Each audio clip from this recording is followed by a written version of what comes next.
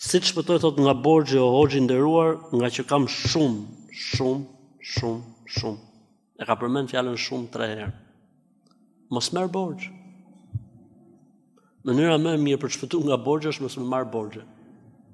Po çfarë më bë? Puno. Pejgamberi alayhis salam tha që ndonjëri për jush të marri një barr me dru në mal. S'ka qenë ndaluar me pre pyet në të kohë, s'ka pas ligj. Se mund thot na njëri hoxha orienton njerëzit me pre pyet. Apo se kam vllajin tim inspektor. Tras prangat dashi. Kam i vllahun që tras prangat, po të presësh pyet, ta arreston. Tha që ndonjëri për jush të marrë një barr me dru nga mali e ta shesi, është më e mirë për të se sa të presi çfarë do t'i japin njerëzit. Pse do të më shku deri ke borxhi? Është gjë tjetër kur njeriu nuk ka zgjidhje tjetër në jetë, është gjë tjetër kur situata është vështirë dhe probleme shëndetësore, probleme, nuk ka asnjë probleme fetarisht. Por kur merr borxh, dy janë gjërat që duhet të kesh parasysh. 1, mos merr pa arsye. 2, mos merr për t'u pasuruar. Mos merr pa arsye. Mos merr për t'u pasuruar.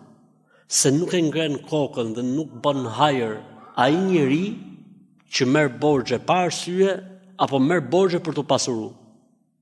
Për këtë arsye, i dërguari Allahu sallallahu alaihi wasallam ka thënë: ai njeri që merr borxh dhe niyetin e ka që ta shlyj, Zoti do ta mundsojë ta shlyjë atë borxh. Dhe ai njeri që merr borxh dhe se ka niyetin me shlyj, Allahu do ta zhysi edhe më shumë borxhe. Varet nga niyeti. Ai që e merr borxhin me merak dhe mendon si ta shlyj, Allahu ka t'ia dhënë mundësinë të suksesit. Edhe nëse vdes ai njeri pa e la borxhin, Allahu xhelalu do ta mundsojë dikujt që ta morë borxhin atij përsipër. Po edhe nëse nuk ja lan kush, ai është i arsyetuar sepse niyetin e ka pas për ta shlyer atë borxh. Nëse njeriu merr borxh, po mori borxh që të laj borxhin, ku mbyllet ndonjëherë kjo derë? Jo, po mor këtë që të laj këto 2 tjerat, po të kemi edhe në i lek në përxhep, në përxhepat. Ç'është kjo punë?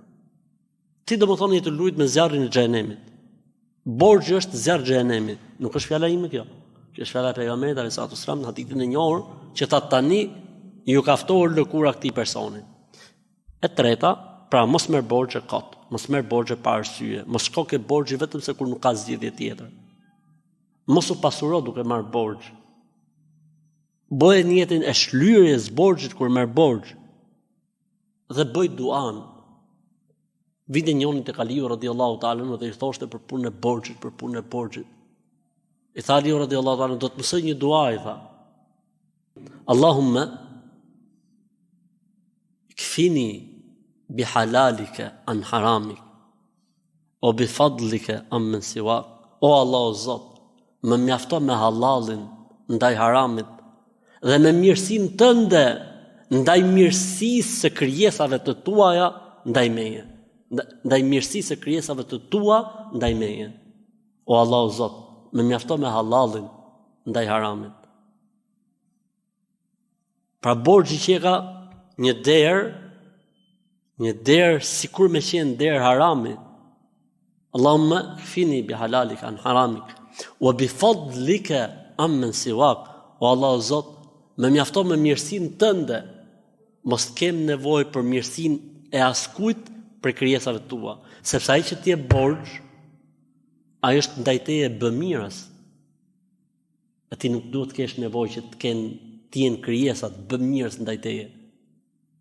Do të jetë Zoti bëmirës i jot.